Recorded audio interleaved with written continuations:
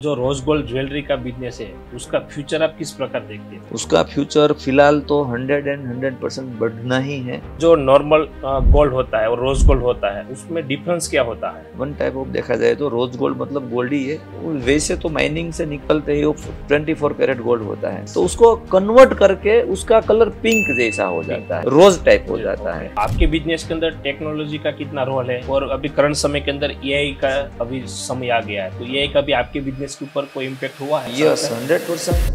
Artificial superintelligence, humanity's last invention. No reason to be scared. This is. Let's take a journey into the future and explore how AI develops and changes humanity.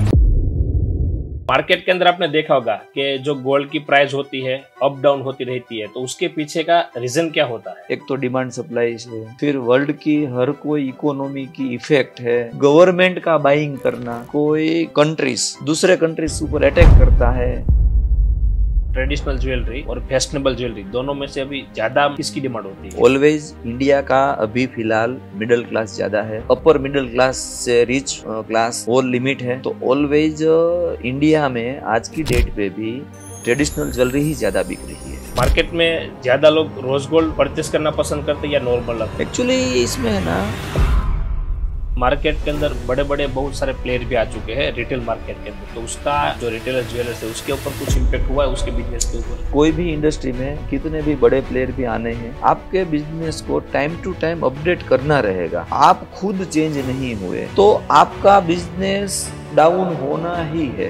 आपकी life के अंदर ऐसा कोई moment या तो ऐसी कोई हुआ है कि आप उस वक्त फेल हो गए हो? पर्टिकुलर आपकी बिजनेस लाइफ की बात करूँ, अपनी एक दुकान में, एक छोटी सी दुकान थी, उसमें अपना कारीगर माल चोरी करके चला गया था। तो आज के इस पॉडकास्ट के हमारे गेस्ट है विपुल भाई भुवा, जिसका रोज गोल्ड ज्वेलरी मैन्युफैक्चरिंग के अंदर बहुत बड़ा बिजनेस है। और जो विपुल भाई की ब्रांड है उसका नाम है सियाजा।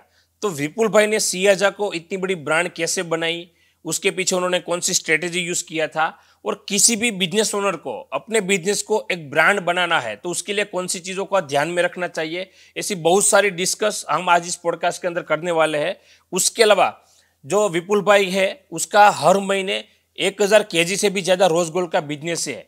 वो ज्वेलरी मैन्युफैक्चरिंग करते हैं और बड़े बड़े जो शोरूम वाले होते हैं वो उनके क्लाइंट्स है, तो उनके साथ वो रिलेशन कैसे मेंटेन करते हैं। और खास करके इंडिया के अंदर जितने भी यंग लोग हैं वो आज रोज गोल्ड की ज्वेलरी ज़्यादा पहनते हैं।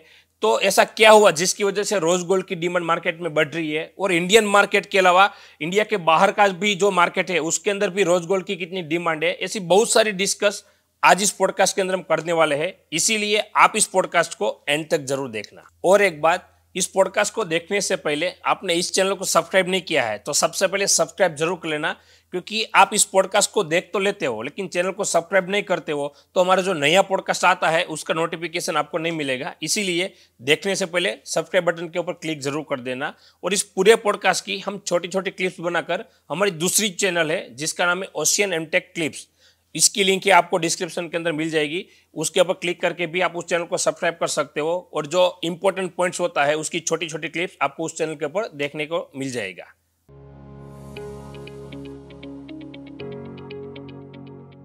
विपुल भाई, सबसे पहले इस पॉडकास्ट के अंदर मैं आपका स्वागत करता हूँ। Thank you. आपका जो बिजनेस है ज्वेलरी का बिजनेस, उस बिजनेस के अंदर आप कैसे आए, मतलब आपको यहाँ पे आने का कोई मोटिवेशन कैसे मिला? एक्चुअली है ना, मेरा फादर का ये बिजनेस था। हमारा गांव में एक छोटा सा एक दुकान था, हमारा रिटेल ज्वेलर्स था। मैं पढ़ता था और उसके साथ में वहीं पे ही सीखता था, और उस तभी अपने पास कोई ऑप्शन भी नहीं था और यही ऑप्शन था। तो इसमें आना था और तो कोई चांस ही नहीं था। मतलब आपका जो फादर जब बिजनेस चलाते थे तब आप वहां पे जाके सीखते थे? यस, मैं कॉलेज करता था। FI जैसे ही मैंने स्टार्ट किया तो कॉलेज के साथ साथ में मेरा फ्री टाइम में अपनी शॉप पे बैठना और बिजनेस को सीखना, ये प्रोसेस स्टार्ट था मेरा साथ साथ में। बहुत सारे ऐसे लोग होते हैं, मतलब जैसे आपने बोला कि आपका फादर का बिजनेस है, लेकिन बहुत सारे लोग होते हैं भाई, एक मतलब जैसे जनरेशन का गैप होता है तो क्या करते हैं भाई, दूसरे फील्ड के अंदर बिजनेस खुद का चालू करने के बारे में सोचते हैं। एक्चुअली हमारे में तो फादर का भी सालों से बिजनेस था ही नहीं, उसने भी 94 में चालू किया। 95 में चालू किया और मैंने 98 में सीखा, 3 साल ही हुआ था। तो अपने लिए तो वो नहीं था वन टाइप ऑफ देखा जाए तो। और मार्केट के अंदर आपने देखा होगा कि जो गोल्ड की प्राइस होती है अप डाउन होती रहती है, तो उसके पीछे का रीजन क्या होता है? एक्चुअली गोल्ड का प्राइस अप डाउन के पीछे बहुत सारे मैटर्स हैं। इसमें एक तो डिमांड सप्लाई है, फिर वर्ल्ड की हर कोई इकोनॉमी की इफेक्ट है, फीड बैंक का इंटरेस्ट रेट है, वर्ल्ड के शेयर मार्केट का प्लस होना और माइनस होना, कोई गवर्नमेंट का बाइंग करना, ऐसे बहुत सारे फैक्टर्स है। कभी कोई इकोनॉमिक क्राइसिस जनरेट होती है, कभी कोई कंट्रीज दूसरे कंट्रीज ऊपर अटैक करता है, ऐसे बहुत सारे पैरामीटर्स है। इसी को किसी 1, 2, 5, 10 पैरामीटर से कंपेयर नहीं किया जा सकता। मल्टीपल रीजन है कि समझो वर्ल्ड इकोनॉमी डाउन गई तो लोगों को इन्वेस्टमेंट के लिए बेस्ट ऑप्शन गोल्ड लगने लगता है। तो जैसे डिमांड बढ़ जाती है तो ऑटोमेटिकली गोल्ड रेट हाई होता है। कभी कोई एक कंट्री ने दूसरी कंट्री के ऊपर अटैक कर लिया, तो फिर इकोनॉमिक क्राइसिस का चांसेस बढ़ जाता है वर्ल्ड में। वैसे उसी टाइम भी गोल्ड का रेट बढ़ जाता है। ऐसे बहुत सारे मैटर्स है। फिर माइनिंग कॉस्टिंग भी है कि माइनिंग कॉस्टिंग निकलती है, जब महंगाई बढ़ती है उस हिसाब से भी माइनिंग की भी एक कॉस्टिंग लगती है ऑलवेज। तो जैसे ही डे बाय डे होता है तो गोल्ड का जो प्रोडक्शन कॉस्टिंग भी एक कॉस्ट का उसका इफेक्ट आता है। ऐसे बहुत सारे पैरामीटर्स है। इसीलिए कल क्या रेट है, परसों क्या रेट होने वाला है, वर्ल्ड में कोई बंदा 100% एग्जम्पशन नहीं कर सकता है। ओके। और जो नॉर्मल गोल्ड होता है और रोज गोल्ड होता है, उसमें डिफरेंस क्या होता है? एक्चुअली गोल्ड ही है, वन टाइप ऑफ देखा जाए तो रोज गोल्ड मतलब गोल्ड ही है। पर गोल्ड वैसे तो माइनिंग से निकलते ही 24 कैरेट गोल्ड होता है। फिर उसके बाद में उसमें कुछ अदर मेटल एड ऑन करके, एलो एड ऑन करके उसका परसेंटेज बनाया जाता है कि 22 कैरेट किया, 18 कैरेट किया, 14 कैरेट किया, 9 कैरेट किया। तो जैसे ही वो अदर मेटल एड ऑन करते हैं, वो अदर मेटल एड ऑन करने की इस टाइप की मेटल उसमें एड ऑन करते हैं कि गोल्ड का एक्चुअल कलर येलो रहता है। तो उसको कन्वर्ट करके उसका कलर पिंक जैसा हो जाता है, रोज टाइप हो जाता है। उसको अगर वो गोल्ड के अंदर जो येलो एड ऑन की है वो निकाल लो तो फिर गोल्ड का एक्चुअल कलर फिर येलो हो जाएगा। यस। तो इस प्रकार से मतलब वो एलोई का ही मैटर है कि उसमें एलोई इस टाइप की एड ऑन कर ली कि उसका गोल्ड का जो मेन कलर है ना कलर चेंज हो गया। बस वही एक लॉजिक है, कुछ बाकी एक्चुअल गोल्ड ही है। एलोई उस टाइप की करो तो, अगर आप नॉर्मल भी करते हो तो फिर येलो का येलो ही रहता है। और अगर इस टाइप की उसकी अलग टाइप की करते हो तो फिर वो रोज हो जाता है। बस यही है। फिर एक व्हाइट भी आता है कि दूसरी टाइप की एड ऑन करो तो उस गोल्ड का कलर व्हाइट हो जाता है। बस वही लॉजिक है और वही सिस्टम है। बाकी गोल्ड ऑलवेज गोल्ड ही है, उसमें और कुछ नहीं है। ओके। तो मार्केट में ज्यादा लोग रोज गोल्ड परचेस करना पसंद करते हैं या नॉर्मल? एक्चुअली इसमें है ना, आज के जो यंगस्टर्स है, जो पढ़े लिखे हैं और जो एक ग्लोबलाइज मार्केट से जुड़े हैं, इस टाइप के जो लोग हैं ना, वो पर्टिकुलरली डेली वेयर में रोज गोल्ड ज्वेलरी ज्यादा प्रीफर करते हैं। और एक वर्ग है जो इंडिया में आज की डेट पे कि जो ट्रेडिशनल वर्ग है, वो ज्यादा गोल्ड प्रीफर नहीं करते हैं, वो normal gold, yellow gold prefer करते हैं। क्योंकि आज इंडिया का माइंडसेट है कि गोल्ड मतलब येलो। अगर उसको ये कलर दिया जाता है तो वो एक्सेप्ट नहीं होता है। पर उसका acceptance market day by day काफी सारा बढ़ रहा है, पहले की कंपेयर में भी बढ़ रहा है। बहुत बढ़ रहा है, बहुत बढ़ रहा है, बहुत बढ़ रहा है। लोग फैशन के लिए भी, मतलब अभी सालों से गोल्ड चलता आ रहा है, ठीक है, लेकिन अभी रोज गोल्ड है। तो आपने जैसे बोला यंग जनरेशन है, तो क्या फैशन के लिए भी इस प्रकार की ज्वेलरी अपनाते हैं? यस, 100%। एक्चुअली गोल्ड ज्वेलरी आप देखोगे ना, 22 कैरेट गोल्ड ज्वेलरी देखोगे येलो वाली, और 18 रोज की ज्वेलरी देखोगे, तो जो आज के यंगस्टर है उसको ज्यादा समझ में 18 कैरेट रोज गोल्ड ही आएगी। क्योंकि उसका ब्यूटिफिकेशन जो है वो इसकी एक सेपरेट ब्यूटी निकल के आ रही है। तो यंगस्टर को तो आज मैक्सिमम यही ज्वेलरी आ रही है। पर अपना एक सालों से एक माइंडसेट बना हुआ है कि गोल्ड मतलब येलो बराबर है। आज फॉरेन में देखो कई जगह पे व्हाइट गोल्ड भी इतना चलता है, वो ट्रेंड में है। इंडिया में मोस्टली व्हाइट गोल्ड का इतना ट्रेंड जनरेट नहीं हुआ, पर येलो के बाद रोज गोल्ड का ट्रेंड ज्यादा जनरेट हो रहा है इंडिया में आज की डेट पे। और दूसरी ये जो रोज गोल्ड ज्वेलरी में डिजाइनिंग भी क्लाइंट बेस ही उस टाइप का है, तो डिजाइनिंग भी क्रिएटिव डिजाइन ज्यादा बनाते हैं। गोल्ड की कंपेयर में ज्यादा हाँ, येलो गोल्ड की कंपेयर में थोड़ी डिजाइनिंग क्रिएटिव रहती है, तो उस हिसाब से भी आज के यंगस्टर को रोज गोल्ड ज्यादा प्रीफर्ड ऑप्शन है। ओके, उसके अलावा आपकी जर्नी की मैं बात करूं, आपने जब बिजनेस चालू किया था तो यहाँ तक आप पहुंचे हो, तो आपकी लाइफ के अंदर ऐसी कोई चैलेंजिंग मोमेंट आई है जहां पे आपको बहुत ज्यादा चैलेंजेस का सामना करना पड़ा हो?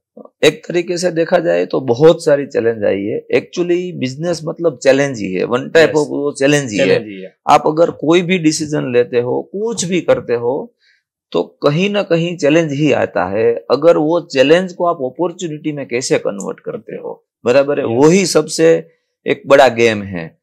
तो इस टाइप से लाइफ में काफी सारा चैलेंजेस आए हैं, काफी सारा। हर कोई मोमेंट में या तो बड़ा बड़ा चैलेंज गिनो तो भी हर 2 साल 3 साल 5 साल में कहीं ना कहीं किधर न किधर चैलेंज तो आता ही रहता है। 100%। ओके, लेकिन मैं एक आपको बताऊं भाई, आपने बोला क्या लाइफ के कोई ना कोई मूवमेंट के ऊपर चैलेंजेस आता है, तो बिजनेसमैन का माइंडसेट कैसा होता है, मतलब कैसा होना चाहिए जब उसके बिजनेस के अंदर किसी भी प्रकार की चैलेंजेस आती है, तब उसका माइंडसेट कैसा होना चाहिए? हम तो इसको एक अपॉर्चुनिटी मानते हैं। हम उसको उस नजरिए से देखते हैं कि 1000 लोग हैं एक ही इंडस्ट्री में, सेम इंडस्ट्री में, उसी में से 5 लोग सक्सेस होते हैं। वो क्यों सक्सेस होते हैं? तो बाकी के लोग इस टाइप की चैलेंज के सामने वो सॉल्यूशन नहीं ढूंढ पाए। और जिसने इसका सॉल्यूशन ढूंढ लिया, जिसने इसमें से रास्ता निकाल लिया, वो मानो एक सक्सेस के रास्ते पे चल गया, आगे बढ़ गया। तो हम तो इसको अपॉर्चुनिटी मानते हैं ऑलवेज, कि अभी कोई भी चैलेंज आती है तो इसको एक अपॉर्चुनिटी में कैसे कन्वर्ट करो, उसमें से कैसे बाहर निकल सकते हैं, आगे कैसे बढ़ सकते हैं, वो ये माइंडसेट होना चाहिए, तो ही आगे तक आप जा सकते हो। इसमें से आप बेटर टू बेटर क्या सॉल्यूशन निकाल सकते हो, आपके पास इसका क्या सॉल्यूशन है। ओके, वही हिसाब से सब टॉपिक को हमने डिसॉल्व करने की कोशिश की है। वो भी चैलेंज आया, उसको डिसॉल्व करने की कोशिश की। ओके, और आपकी जो ब्रांड है सियाजा, ठीक है, आपने आज मार्केट के अंदर एक अच्छी ब्रांड बना ली है, तो किसी भी बिजनेस को, उसका जो खुद का बिजनेस होता है, उसको ब्रांड बनाना है, तो ब्रांड बनाने के लिए सबसे जरूरी चीज क्या होती है? मैं मानता हूं, मेरा क्लियर थॉट इसमें क्लियर है कि अगर आपको आपकी ब्रांड, आपकी प्रोडक्ट, या तो आपको खुद की एक ब्रांड करनी है, तो पर्टिकुलरली ज्वेलरी की मैं बात करता हूं, तो ज्वेलरी में क्वालिटी होनी चाहिए आपकी ब्रांड में। वैसे तो हर कोई इंडस्ट्री में आपके पास अगर क्वालिटी नहीं है, प्रोडक्ट क्वालिटी नहीं है, तो आप ब्रांड बनाने में बहुत मुश्किल होगा। आपको क्वालिटी सबसे 100% क्वालिटी चाहिए, 100%। अगर आपके पास क्वालिटी है, फिर उसके बाद ही ब्रांड बन सकती है। तो क्वालिटी पे फोकस ऑलवेज होना चाहिए। ओके, बहुत सारे ऐसे बिजनेसेस भी मार्केट में है, उसकी प्रोडक्ट की, जैसे आपने बोला, क्वालिटी बहुत अच्छी होती है, फिर भी वो लोग अपने बिजनेस को ब्रांड नहीं बना पाते, तो उसके पीछे का और कोई रीजन हो सकता है? हाँ, मैं आपको इसका एक सिंपल लैंग्वेज पे समझाता हूँ। अपना ह्यूमन बॉडी है, ह्यूमन बॉडी पे आज देखो सबसे इंपॉर्टेंट क्या है? सबसे इंपॉर्टेंट है हार्ट और माइंड, दो इंपॉर्टेंट है। पर आज की अपनी बॉडी में हर कोई पार्ट का एक इंडिविजुअल इंपॉर्टेंट भी है, बराबर है, पर उसमें थोड़ा बहुत 19-20 है तो चल सकता है, पर हार्ट और माइंड तो होना ही चाहिए। तो सेम लाइक, हाँ, सेम लाइक ये जो क्वालिटी है ना, बराबर है, वो होनी चाहिए। फिर उसके साथ में अगर हार्ट और माइंड सेपरेट है, तो आप समझो कि ऐसे बॉडी चलेगा नहीं, उसको ऑपरेट करने के लिए सब चाहिए, बराबर है। उस तरीके से हर कोई कोने में वर्क करना चाहिए आदमी को, पर मोस्ट इंपॉर्टेंट है वो प्रोडक्ट क्वालिटी है। फिर उसके बाद में सर्विसेज आ गया, मैन्युफैक्चरिंग कैपेसिटी आ गई, इन्वेस्टमेंट आ गया, बहुत सारा टॉपिक आ गया, बराबर है। टेक्नोलॉजी का आप यूज कैसे करते हो, मार्केट कंपैरिजन के पास आपके पास सेल्स पॉलिसीज क्या है, बहुत सारा मैटर करता है। ये सब मैटर अगर आप सब जगह पे आपने एक अच्छा सा परफॉर्मेंस दिया, एक अच्छा प्ले करने की कोशिश की, फिर आप 100% सक्सेस हो सकते हो। और जैसे आपने अभी बताया, टेक्नोलॉजी का भी एक इम्पोर्टेंट होता है 100%। तो आपके बिजनेस के अंदर टेक्नोलॉजी का कितना रोल है? और अभी करंट समय के अंदर एआई का अभी समय आ गया है, तो एआई का भी आपके बिजनेस के ऊपर कोई इम्पैक्ट हुआ है? एआई का अभी फिलहाल हमारे बिजनेस में एआई का इतना इन्वॉल्वमेंट अभी तक तो नहीं आया है। पर आएगा, 100% आएगा। एआई का कई सारे टूल अपनी ज्वेलरी में यूज करके हम लोग को एक अच्छा सा रिजल्ट ला सकते हैं, वो 100% है। ओके पर अभी स्टार्टिंग फेज पे है, तो पर्टिकुलरली ज्वेलरी इंडस्ट्री में अभी एआई का इतना बड़ा रोल नहीं है, पर अभी आएगा आने वाले टाइम में।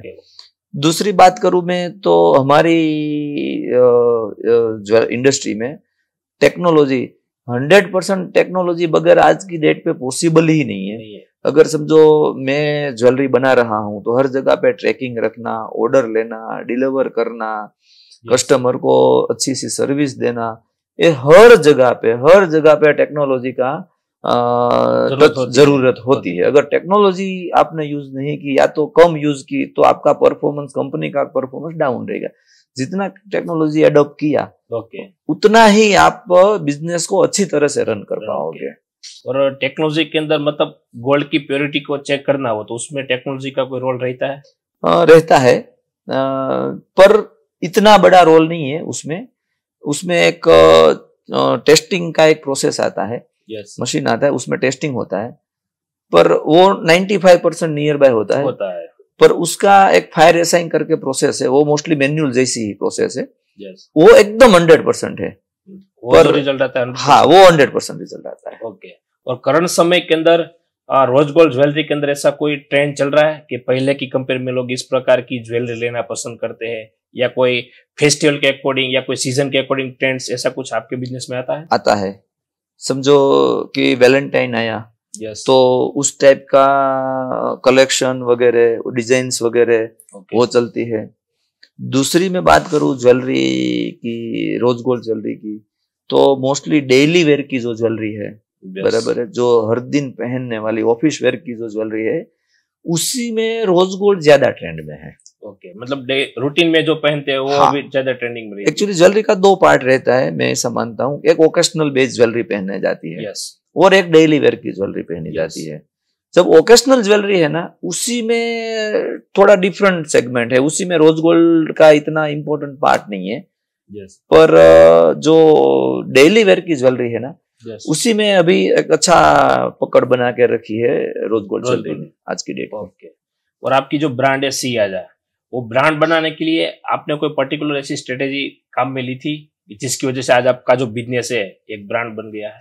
एक्चुअली जिस दिन हमने ब्रांड बनाया उसी टाइम एक विजन और गोल क्लियर था कि अपने को अपनी प्रोडक्ट को एक प्रोडक्ट क्वालिटी बनानी है। एक प्रोडक्ट क्वालिटी एक स्टैंडर्ड की है, नीचे जाना ही नहीं है। और उसी में दो बात आती है हमारी इंडस्ट्री की, मैं बात बोलूं तो एक आता है डिजाइनिंग और दूसरी आती है फिनिशिंग। अगर हमारी प्रोडक्ट में डिजाइनिंग है अच्छी सी और अच्छी सी फिनिशिंग है, फिर एक प्रोडक्ट की क्वालिटी बन के आई, और वही प्रोडक्ट क्वालिटी के बेस पे हम लोगों ने अपनी ब्रांड को प्रमोट किया, और सामने वाले कस्टमर ने भी, एंड यूजर ने भी हमारी ब्रांड को एक्सेप्ट किया। मेन रीजन था हमारी डिजाइनिंग की और हमारा फिनिशिंग। हम लोग सीजेड ज्वेलरी बना रहे हैं, तो हमारे से एक स्टेप ऊपर में होता है डायमंड ज्वेलरी।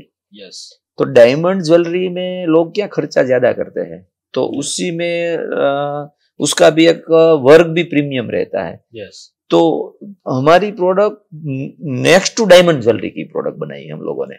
तो उसी वजह से लोगों को एक अच्छा सा बजट में और एक नियर टू डायमंड ज्वेलरी की प्रोडक्ट मिल गई उसको।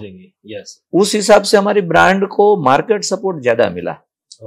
हमारी प्रोडक्ट क्वालिटी के हिसाब से 100%। ओके। और आपकी लाइफ के अंदर ऐसा कोई मोमेंट या तो ऐसी कोई हुआ है कि आप उस वक्त फेल हो गए हो, पर्टिकुलर आपकी बिजनेस लाइफ की बात करूं, उसके बाद आपने वहां से कुछ सीखा हो और उसकी वजह से आपके बिजनेस के ऊपर अच्छा सा इम्पैक्ट हुआ हो, ऐसा कुछ?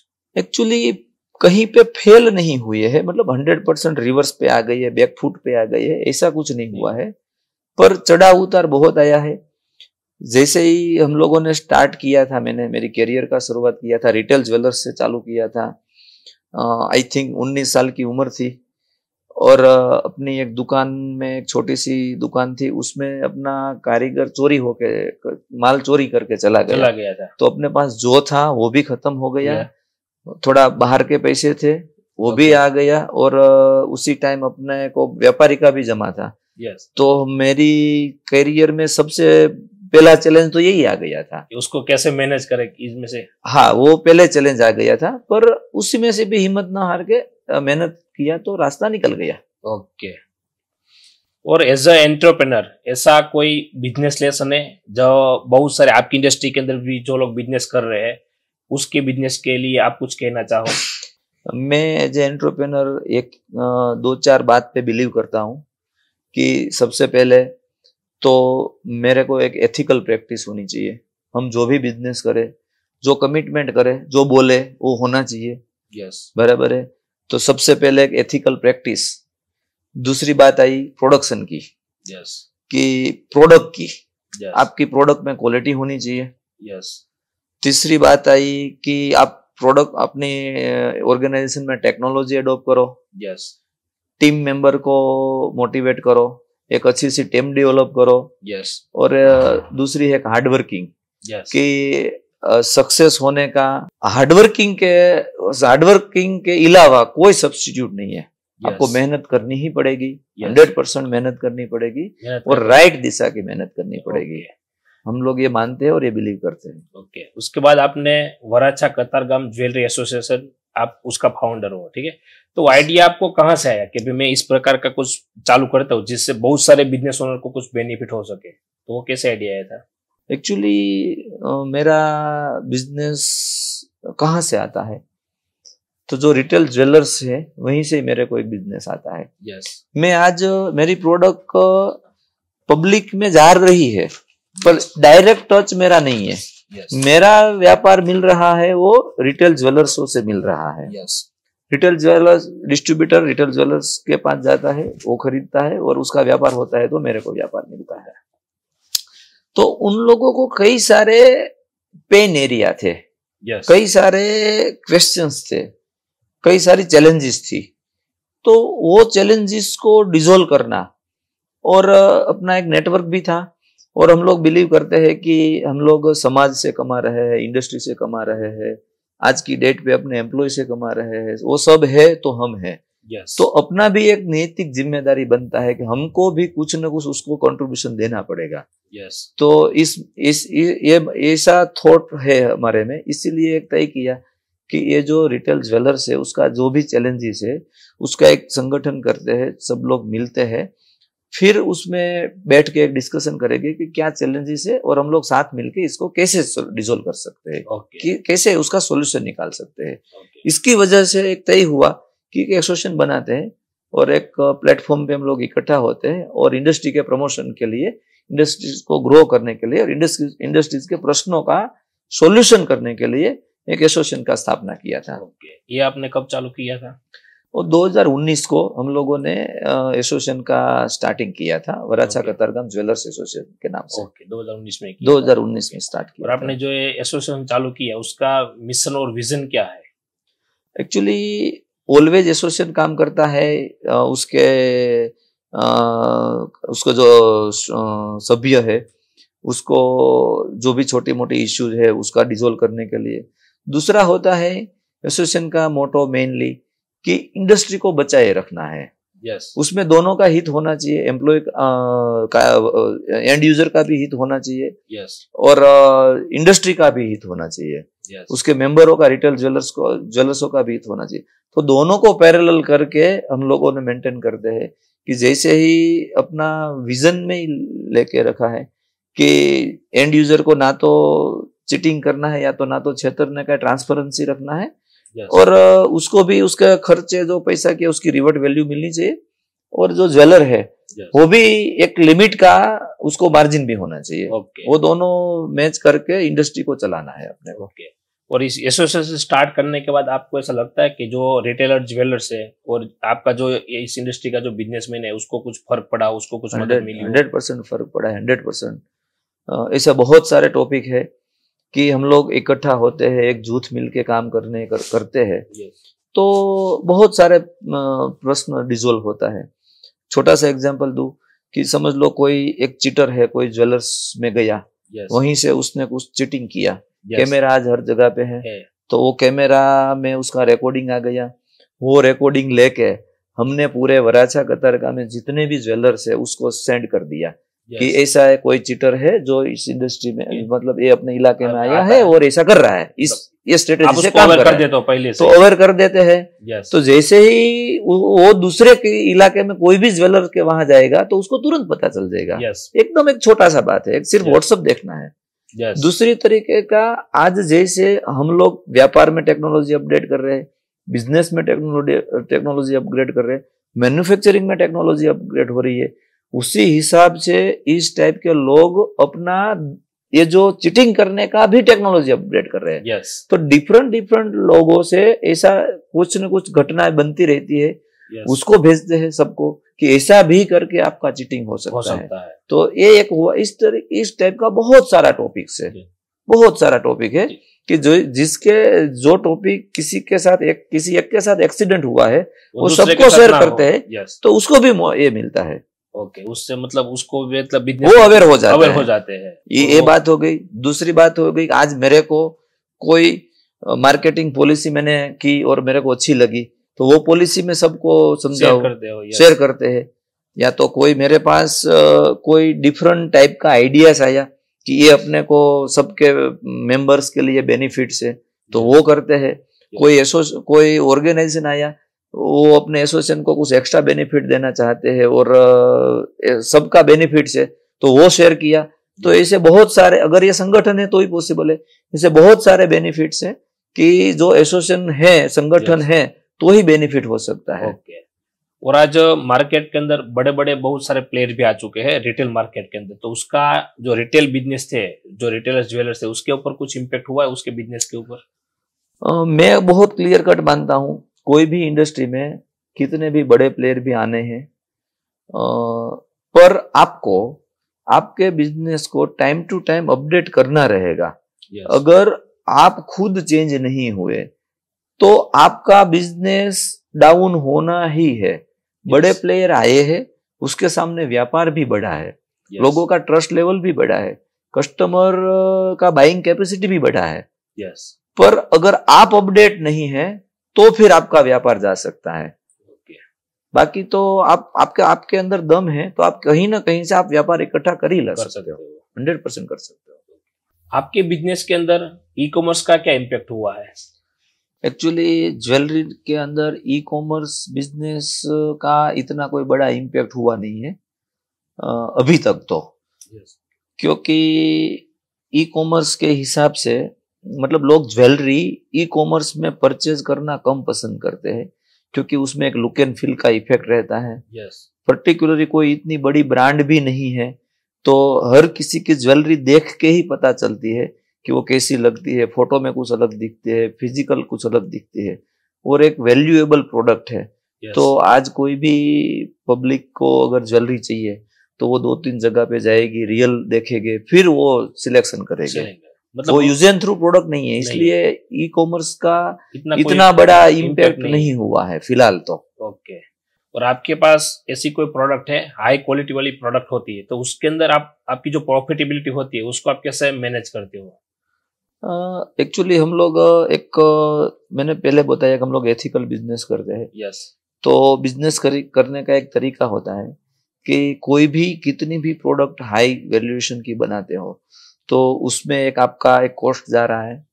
फिर उसके बाद में आपका R&D कॉस्ट लग रहा है अगर आप नई प्रोडक्ट बना रहे हैं तो। फिर उसके बाद में आपका एक टाइम ड्यूरेशन लगता है, उसमें एक इन्वेस्टमेंट लगता है। फिर वो सब मिला के एक कॉस्ट बनती है और उसके ऊपर एक अपना मार्जिन, प्रॉफिट मार्जिन होता है, वो एड ऑन करते हैं। तो हम लोग ये सब पैरामीटर्स ध्यान में रख के अपना एक मार्जिन एड ऑन करके फिर प्रोडक्ट मार्केट पे लेके जाते हैं। कोई भी क्वालिटी की प्रोडक्ट हो, आपका जो मार्जिन है आपने डिसाइड किया होता है? मोस्टली नियर बाय रखते हैं, क्योंकि ज्वेलरी है ना एक इन्वेस्टमेंट प्रोडक्ट है। आज मैं कितना भी बड़ा से बड़ा मार्जिन लेके चलूंगा ना तो बाईबैक वैल्यू कम होगी। बराबर, बाईबैक वैल्यू कम होगी ना तो फिर ज्वेलरी का डिमांड कम हो जाएगा। तो क्या लगता है आपको, मार्केट में लोग पहनने के लिए ज्यादा लेते हैं या इन्वेस्टमेंट की पर्पज से? दोनों पर्पज है, 100%। अगर किसी को इन्वेस्टमेंट ही लेना है तो क्यों ज्वेलरी लेना, तो आप लेबर क्यों लगाने का, उसमें क्यों वो खर्चा एक्सपेंस ज्यादा करने का, बराबर है। तो फिर आप प्योर सोना ले लो, Yes. बिस्किट ले लो और इन्वेस्टमेंट के लिए घर पे रख लो, तो आपको कन्वर्जेशन चार्ज भी एकदम नॉमिनल कन्वर्जेशन चार्ज लगेगा आपको। Yes. और अगर आप ज्वेलरी पहनने के लिए ले रहे हो, Yes. फिर आपको ज्वेलरी लेने की रिक्वायरमेंट आ गई, पर उसमें भी बैकएंड होता है कि उसका बायबैक देते हैं तो उसमें वैल्यूएशन आता है। तो आज इंडियन मार्केट ऑलवेज इन्वेस्टमेंट और शौक, यस, बराबर, दोनों के लिए ज्वेलरी परचेज कर रहा है। पर्टिकुलर कोई फिक्स एक रीजन नहीं है। नहीं है 100% नहीं है। अगर एक ही रीजन रहता है इन्वेस्टमेंट फैशन ज्वेलरी का, Yes. तो बायबैक वैल्यू नहीं देखी जाती, सिर्फ और fashion बायबैक ही 100% देखता है तो ज्वेलरी लेने का कोई पर्पज नहीं होता नहीं। है। पर इंडियन मार्केट आज दोनों थॉट्स पे चल रहा है, Yes. ओनली फैशन पे नहीं चल रहा है। Okay. वो ये भी देखता है कि मेरे को सेल करने के टाइम बायबैक वैल्यू क्या मिलती है। ओके, और इंडिया के बाहर की बात करें तो वहां पे भी सेम सिचुएशन होती है? वहां पे थोड़ा डिफरेंट है। समझो एक यूरोपियन कंट्री है, यूएस है, वहां पे ज्वेलरी को ज्यादा फैशन के ट्रेंड पे भी ज्यादा दिखा जाता है, पसंद Yes. आया ले लिया, उसमें उसका बायबैक वैल्यू पे इतना फोकस नहीं रहता है जितना इंडियन मार्केट में रहता है। Okay. क्योंकि आज अपना ट्रेंड है, हम Yes. लोग ज्वेलरी लेते क्यों हैं? अपने वर्षों से परंपरा चली आ रही है, अपने कल्चर के साथ ज्वेलरी जुड़ी हुई है। क्यों जुड़ी हुई है? उसका एक कोर इंटेंस ये भी है कि अगर आपको कभी भी जरूरियात लगे, कोई ऐसी सिचुएशन आ जाए, तो आप ज्वेलरी को बेच के तुरंत पैसा कर सकते हो। ये अपना एक ट्रेडिशन के साथ जुड़ा हुआ है। Yes. इसीलिए इंडियन मार्केट बायबैक वैल्यू के साथ कनेक्ट है, ऑलरेडी है। वो ट्रेडिशन फॉरेन में, अच्छी कंट्री में नहीं है, इतना नहीं है, इंडिया की कंपेयर में कम है। हाँ बहुत कम है। ओके, और आपके कोई हाई क्वालिटी वाले कस्टमर्स होते हैं, उसके साथ आप रिलेशन कैसे बनाते हो और उसको मेंटेन कैसे करते हो? प्रोडक्ट, मेरी प्रोडक्ट में ही अगर दम Yes. है, मेरी प्रोडक्ट ही इस लेवल की है, Yes. और मेरा बाकी सब सर्विस वो सब इस लेवल का है, तो सामने वाले को Yes. अपनी जरूरियात रहती है और अपने को उसकी जरूरियात रहती है। Yes. कोई भी deal always win win situation में होती है। Yes. सिर्फ मेरा बेनिफिट होगा तो भी पॉसिबल नहीं है, सिर्फ उसका बेनिफिट होगा तो भी पॉसिबल नहीं है। Yes. Always win win situation रहती है। तो विन विन सिचुएशन में हम लोग व्यापारिक डील में ऑलवेज प्रोडक्ट पे ही ज्यादा फोकस करते हैं हम लोग। प्रोडक्ट अच्छी है तो ऑटोमेटिक कस्टमर जुड़ता ही है, जुड़ता है 100%। समझो कोई भी रिटेल ज्वेलर्स है, उसको भी एक अच्छा माल की डिमांड है, Yes. उसको भी एक अच्छी प्रोडक्ट की डिमांड है, क्योंकि आज उसको भी उसका काउंटर चलाना है, उसको काउंटर पे अच्छा व्यापार लाना है, तो वो भी ढूंढता है कि किसकी प्रोडक्ट है जो मेरे काउंटर पे आके ज्यादा बिक रही है। Okay. वो भी सामने से कोऑपरेट करता है। Okay. और अभी करंट समय के अंदर ट्रेडिशनल ज्वेलरी और फैशनेबल ज्वेलरी दोनों में से अभी ज्यादा मतलब किसकी डिमांड होती है? ऑलवेज इंडिया का अभी फिलहाल मिडिल क्लास ज्यादा है, और जो एक अपर मिडिल क्लास से रिच क्लास वो लिमिट है। तो ऑलवेज इंडिया में आज की डेट पे भी ट्रेडिशनल ज्वेलरी ही ज्यादा बिक रही है आज की डेट पे ही। Yes. पर ये मार्केट कन्वर्ट हो रहा है, ऑलवेज कन्वर्ट हो रहा है। जैसे लोगों की खरीद शक्ति बढ़ती है, कैपेसिटी बढ़ती है, तो और जैसे ही एजुकेशन बढ़ता है, जैसे ही यंग जनरेशन आ रही है, Yes. तो वो सब मामलों में डे बाय डे ये फैशन के लिए ज्वेलरी, या तो वो ट्रेडिशनल से एक स्टेप ऊपर होके ज्वेलरी परचेज कर रहे हैं। ओके, आपकी जो सियाजा ब्रांड है उसकी आइडेंटिटी को आप कैसे डिस्क्राइब करोगे? हम लोग एक ही बात पे ब्रांड को प्रमोट करते हैं कि हमारी डिजाइन और हमारी फिनिशिंग वो अल्टीमेट है। लोग सामने अपनी ब्रांड को भी उसी लेवल से पहचानते हैं कि सियाजा की इनोवेशन, Yes. उसकी डिजाइनिंग और उसकी Yes. Finishing, Yes. क्रिएशन, यही अपना ब्रांड का आइडेंटिटी है आज की डेट पे भी। Yes. और इंडियन मार्केट से जो पूरा ग्लोबल मार्केट है वो दोनों में डिफरेंस किस प्रकार का है, किस प्रकार से अलग है? ज्वेलरी में बहुत सारा डिफरेंट है। पहले मैंने बताया कि इंडियन मार्केट है वो ज्वेलरी को इन्वेस्टमेंट के तौर पे देखते हैं, जब not only for fashion jewellery के तौर पे देखते हैं। जबकि वर्ल्ड मार्केट है वहां पे ज्वेलरी को इन्वेस्टमेंट कम और फैशन ज्वेलरी पे ज्यादा फोकस होता है।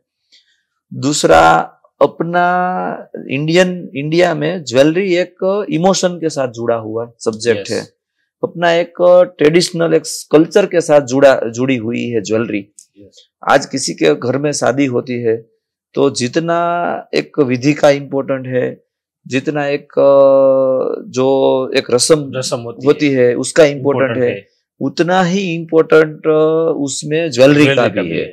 आज किसी की शादी में जो एक्सपेंस होता है, समझ लो किसी ने 1 करोड़ रुपए का एक्सपेंस किया, यस तो उसमें 50 लाख में सब खर्चा आएगा यस और 50 लाख की ज्वेलरी आएगी। यस और वो ट्रेंड आज फॉरेन में नहीं है।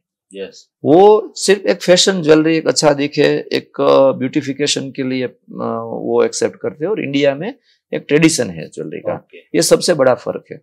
ओके। और जो रोज गोल्ड ज्वेलरी का बिजनेस है उसका फ्यूचर आप किस प्रकार देखते हो? उसका फ्यूचर फिलहाल तो 100% बढ़ना ही है, बढ़ता ही जा रहा है। कई सारे क्लाइंट कन्वर्ट होते ही जा रहे हैं, पर ये भी एक ट्रेंड हो सकता है। कल जाके अगर इसका कोई अच्छा सब्स्टिट्यूट आ गया तो इसमें और कुछ कन्वर्ट करके वो भी आ सकता है। यस वो तो गोल्ड चलना है, ज्वेलरी चलना है। ओके उसका बनाने का तरीका, उसका कलर, या तो उसमें डिजाइन्स, यस या तो कोई कॉन्सेप्ट, वो चेंज होता रहता है। यस पर अभी तो फिलहाल लास्ट 5-6 ईयर से हम लोगों ने भी 2017 में स्टार्ट किया रोज गोल्ड ज्वेलरी मैन्युफैक्चरिंग करने का। तभी से अभी तक अच्छा चल रहा है।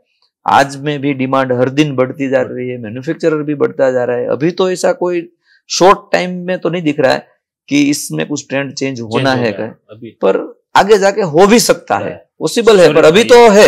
यस। जैसे आपने बताया कि 2017 के अंदर आपने इसका रोज गोल्ड का आपने चालू किया था, तो मैं आपको बताऊं कि भाई नोटबंदी और जीएसटी के पहले की कंडीशन और उसके बाद की कंडीशन के अंदर मतलब गोल्ड खरीदने में उसमें कुछ डिफरेंसेस है?